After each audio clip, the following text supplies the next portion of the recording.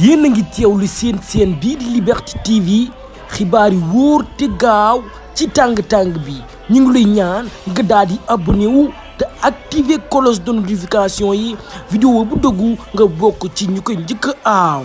dal leen ak jàmm nag mbokk yi di leen fàttali nag yéen a ngi safoo seen bi nag di Liberté TV fi waxtaane lépp luy actualité politique di fi jox ay information à temps réel dal leen ak jàmm nag ci information bi ñu leen bëgg a jox ginnaaw nag moom mi di Barthélémy Dias mu ngi commencé jaaxal bu baax a baax ndax nag li waykat bi ni sa xaritu démb mën naa doon sa noonu tey sa noonu bi gën a soxor tey mooy Barthélémy Dias nag ak Ousmane Sonko. ginnaaw moom mi nag di Barthélémy Dias démb doon na def benn maanaam mën nañ ko benn analyse maanaam moom doon na ko def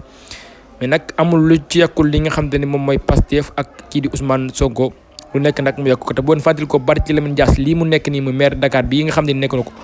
ginnaaw yàlla ak yonent bi grâce à Ousmane Sonko moo tax nit ñi votel ko pour mu nekk maire Dakar mais nag tey jii moom mi di Barthélémy Dias nag moo taxaw di sànni ay xeer yoo xam te ni yu xeeri wow moo ko sànni ki nga xam te ne moom mooy Ousmane Sonko moo waral nag waykat bi di sa xaritu démb mën naa nekk sa noonu tey moom mi di Barthélémy Dias jamono toll ni dafa mel ni Ousmane Sonko da ko reyal li nga xam te ne moom mooy doom bu góor mais nag kon ndekete moom Barthélémy Dias moom mii li mu doon tafu ci kanamu Ousmane Sonko ak di jege Ousmane Sonko intérêt la woon